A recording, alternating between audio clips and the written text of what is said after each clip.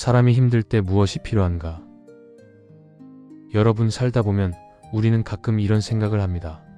왜 나에게 이런 일이 생겼을까? 평소에는 잘 모르지만 인생이 한번 크게 흔들리면 사람은 비로소 자기 마음을 보게 됩니다. 사업이 무너지기도 하고 몸이 아프기도 하고 사람 관계가 끊어지기도 합니다. 그런데 그 중에서도 사람을 가장 깊이 무너뜨리는 것은 예상하지 못한 상실입니다.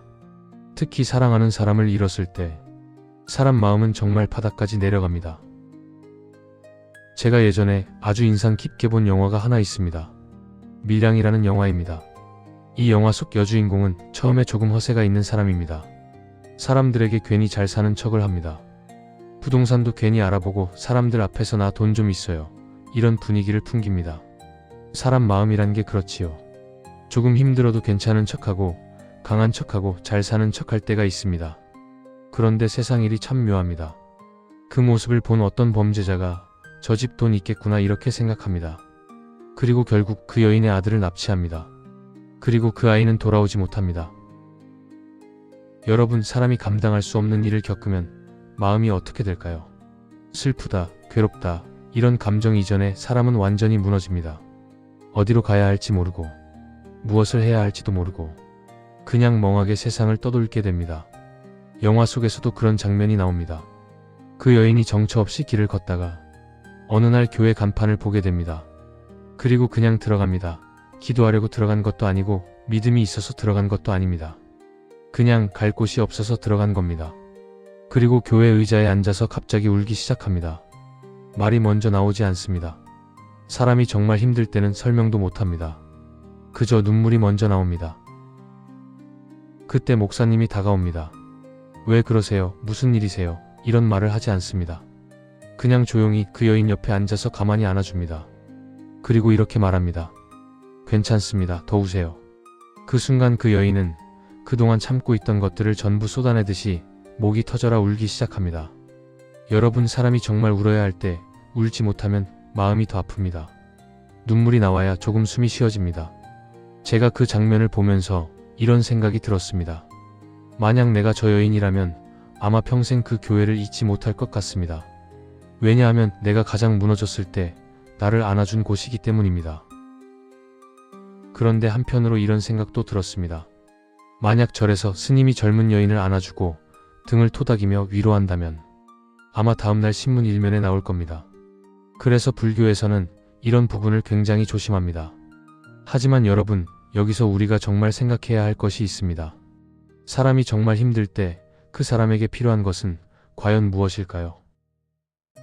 설명일까요? 인생이 원래 그런 거야, 이 말이 위로가 될까요? 교리는 어떤가요? 이것도 다 인연이야, 이 말을 들으면 마음이 편해질까요? 아닙니다. 사람이 정말 힘들 때 필요한 것은 누군가 옆에 있어주는 것입니다. 불교에서는 이것을 자비라고 합니다. 자비는 대단한 능력이 아닙니다. 누군가 괴로울 때 그래요 힘드시지요 하고 그 마음을 함께 느껴주는 것입니다. 우리는 살면서 이런 경험을 합니다. 어떤 사람에게 고민을 말했더니 그 사람이 이렇게 말합니다. 그건 내가 잘못했네. 내가 말했잖아. 이 말을 듣는 순간 마음이 더 다칩니다. 그런데 어떤 사람은 그저 이렇게 말합니다.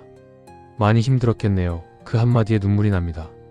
왜냐하면 사람은 이해받을 때 비로소 마음이 열리기 때문입니다. 부처님도 그렇습니다. 부처님은 사람을 심판하지 않았습니다. 먼저 그 마음을 보셨습니다. 이 사람은 얼마나 괴로웠을까. 그래서 부처님의 가르침은 사람을 꾸짖는 법이 아니라 사람을 일으켜 세우는 법입니다. 여러분, 절이 어떤 곳이면 좋겠습니까? 사람들이 와서 잘난 척하지 않아도 되고 강한 척하지 않아도 되고 그냥 이렇게 말할 수 있는 곳. 스님, 저 좀 힘듭니다. 그리고 그 말을 해도 누군가 이렇게 말해주는 곳. 그래요, 여기 앉으세요.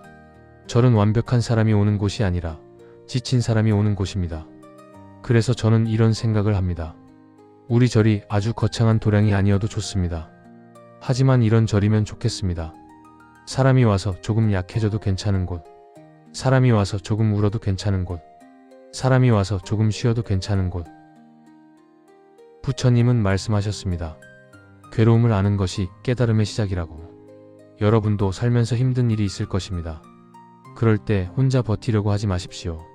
사람은 혼자 견디도록 만들어진 존재가 아닙니다. 부처님 법은 혼자 가는 길이 아니라 함께 가는 길입니다. 그래서 오늘 이 자리도 어쩌면 그런 자리입니다. 누군가는 마음이 조금 가벼워지고, 누군가는 위로를 받고, 누군가는 다시 살아갈 힘을 얻는 자리.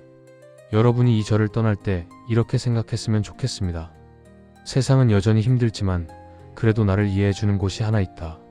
그것이면 충분합니다. 부처님 법은 바로 그런 마음에서 시작되기 때문입니다.